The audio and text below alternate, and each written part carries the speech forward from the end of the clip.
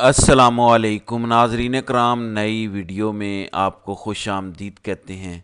صورتحال انتہائی تیزی سے تبدیل ہو رہی ہے۔ 2 دن پہلے جو سماعت ہوئی 190 ملین پاؤنڈ کی،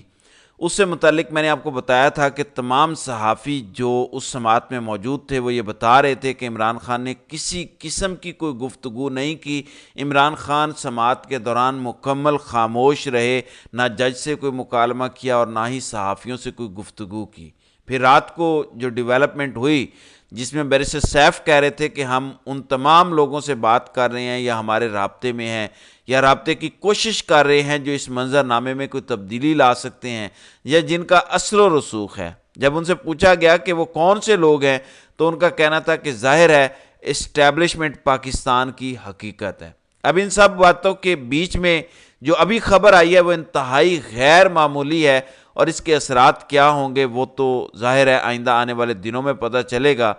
اب ہوا کیسے ہے، میں آپ کو یہ بتانا چاہتا ہوں کہ سینئر صحافی نصرت جاوید نے جو کلیم کیا ہے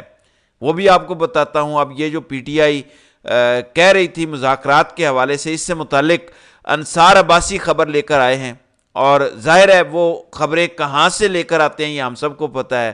انصار عباسی نے آج دی نیوز اور جنگ کے اندر لکھا ہے، خبر میں آپ کو پڑھ کر بتا دیتا ہوں۔ انہوں نے لکھا کہ پاک فوج پی ٹی آئی سمیت کسی بھی سیاسی جماعت کے ساتھ کوئی بات چیت نہیں کرے گی، اور ادارے کا موقف پہلے ہی واضح کیا جا چکا ہے کہ یہ سیاسی جماعتوں کا کام ہے کہ وہ سیاست پر بات کریں، مذاکرات کریں، رعایت دیں اور رعایت لیں۔ دی نیوز نے جب پی ٹی آئی اور ملٹری اسٹیبلشمنٹ کے درمیان ممکنہ ڈیل کے حوالے سے جاری قیاس آرائیوں سے متعلق سوال کیا تو ایک ذریعے نے نام ظاہر نہ کرنے کی شرط پر بتایا کہ فوج کا ایسے کسی معاملے سے کوئی لینا دینا نہیں ہے۔ ذریعے نے کہا کہ ایسے معاملات پر بات کرنا سیاسی جماعتوں کا کام ہے۔ پاک فوج نے رواں سال مئی میں D G I S P R lieutenant general Ahmed Sharif کی پریس کانفرنس میں اپنی پوزیشن واضح کر دی تھی، یعنی پی ٹی آئی کا جو کلیم تھا اس سے متعلق آج انصار عباسی کی خبر آ چکی ہے جس میں وہ کہہ چکی ہیں کہ ذمہ دار ذرائع نے یہ کہا، یعنی اسٹیبلشمنٹ نے یہ کہا کہ ہمارا اس ڈیل سے کوئی تعلق نہیں ہے، حکومت جانے اور آپ جانے۔ جبکہ حکومت جو ہے دوسری جانب وہ خود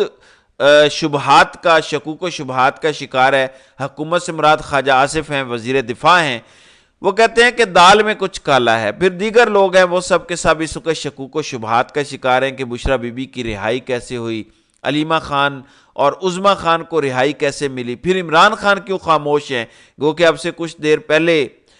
بشریٰ بی بی یہاں لاہور سے روانہ ہو چکی ہیں اسلام آباد کے لیے۔ وہ یہاں پر لاہور آئی تھیں، انہوں نے چیک اپ کرایا،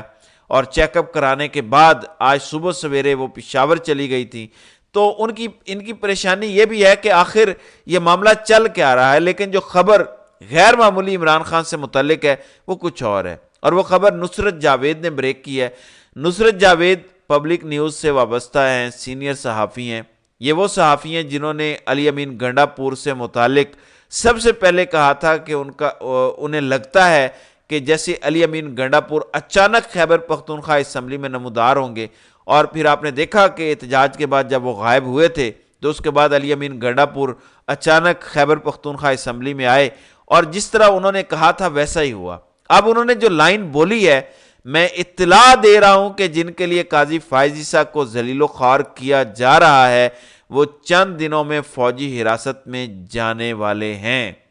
جب مزید ان کے طرف سے تفصیلات پوچھی گئیں، جب پوچھا گیا کہ وہ کون ہے اور کیا ہونے والا ہے، تو انہوں نے کھل کے بتا دیا کہ عمران خان جو ہیں حالات اس طرف جا رہے ہیں کہ ان کو آئندہ چند روز میں فوجی عدالت میں لے جایا جائے گا۔ اب یہ ایک انتہائی غیر معمولی خبر ہے۔ آج سے 2 دن پہلے عرفان صدیقی، جن کا تعلق مسلم لیگ نون سے ہے، انہوں نے ایک شو میں بیٹھ کر کہا تھا کہ جنرل فیض حمید کا ٹرائل کنکلوڈ ہونے والا ہے، اور اس کے بعد عمران خان کے 9 مئی کے کسی کیس کی کوئی شکل نکلے گی۔ اب اس کا تعلق سارے معاملے کا اس چیز سے ہے، یا عمران خان نے جو آخری گفتگو کی تھی اور انہوں نے کہا تھا کہ مجھے فوجی عدالت سے ڈرایا جا رہا ہے لیکن میں ڈروں گا نہیں۔ لیکن سوال صرف یہ ہے کہ کیا اس سے پہلے کسی سابق وزیر اعظم کو پاکستان کی کسی فوجی عدالت میں ٹرائل کیا گیا ہے؟ یہ ایک سوال ہے۔ پھر نمبر 2 یہ ہے کہ اگر یہ کرتے ہیں تو عالمی سطح پر ان کے کیا اثرات مرتب ہوں گے۔ ظاہر ہے ملٹری اسٹیبلشمنٹ اس حوالے سے کافی زیادہ ننگی ہو چکی ہے، بدنام ہو چکی ہے۔ جس طرح کی فسطائیت، جبر، ظلم انہوں نے پچھلے 1.5-2 سال میں اس پاکستان میں روا رکھا ہے، عالمی دنیا ان کو ایک بڑے ہی ظالم کی نظر سے دیکھ رہی ہے۔ اب اگر یہ اس طرح کا کرتے ہیں تو یہ بڑا ہی ایک سوالیہ نشان ہوگا، اور اس سے بڑی بات یہ ہے کہ یہ جسٹس یحییٰ آفریدی اور سپریم کورٹ کا بھی ایک بڑا امتحان ہے۔ ایک تو پاکستان کی عدالتوں کے اندر جو فوجی عدالتوں کا کیس ہے وہ آلریڈی پینڈنگ ہے، اور سپریم کورٹ نے اس بارے میں حتمی فیصلہ سنانے سے روکا ہوا ہے۔ جسٹس امین الدین خان اس بینچ کے سربراہ ہیں، اور جسٹس امین الدین خان قاضی فائز عیسیٰ کے ہم خیال جج سمجھے جاتے ہیں، تو وہ اسی طرح سے چیزوں کو لے کر چل رہے ہیں۔ لیکن اب کیا اگر پاکستان کا سابق وزیر اعظم فوجی عدالتوں میں جاتا ہے تو پاکستان کی سپریم کورٹ کیا کرتی ہے، اور پھر فوجی عدالتوں کا فیصلہ کیا آتا ہے، یہ ایک امپورٹنٹ میٹر ہے۔ یہ اگر ہوتا ہے تو اس کے اثرات بڑے گہرے مرتب ہوں گے، اور پاکستان میں ایک فساد برپا ہوگا۔ یہ دیکھنا پڑے گا، کیونکہ پی ٹی آئی ابھی سے گیئر اپ کرنا شروع ہو گئی ہے، شاید انہیں بھی اندازہ ہے، اس لیے انہوں نے آج خیبر پختونخوا کے مختلف حصوں میں ریلیز نکالی ہوئی ہیں، اور مجموعی طور پر پورے ملک کے اندر وہ ایک ملک گیر احتجاج کی کال دینے والے ہیں۔ اور اس کا صورتحال یہ ہے کہ اب پی ٹی آئی ایوان کے اندر، قومی اسمبلی کے اندر اور ہر جگہ پہ ہی ایک بڑی پولیٹیکل پارٹی کے انداز میں موجود ہے۔ تو میرا خیال ہے کہ فیصلہ ساز یا باقی جو بھی لوگ ذمہ داران ہیں وہ اس بارے میں کچھ مناسب ہی سوچیں گے، اور ایسا قدم پاکستان میں نہیں لیا جائے گا جس سے مزید ملک میں فساد برپا ہو، کیونکہ پچھلے 1.5-2 سال کی پالیسی نے ملٹری اسٹیبلشمنٹ کو خاص طور پر عوامی نظر میں گندا ہی کیا ہے۔ اور جس طرف یہ حالات کو لے کے جا رہے ہیں، حالات کو بہتری کی طرف جانا چاہیے۔ پاکستان یہ ڈیزرو کرتا ہے کہ ہم ایک نارمل معمول کا ملک بنے۔ ہم یہ ڈیزرو نہیں کرتے کہ یہ جو جس طریقے سے 1.5-2 سال میں پاکستان میں تماشا لگایا گیا ہے، اسی طرح کا تماشا مزید لگتا رہے۔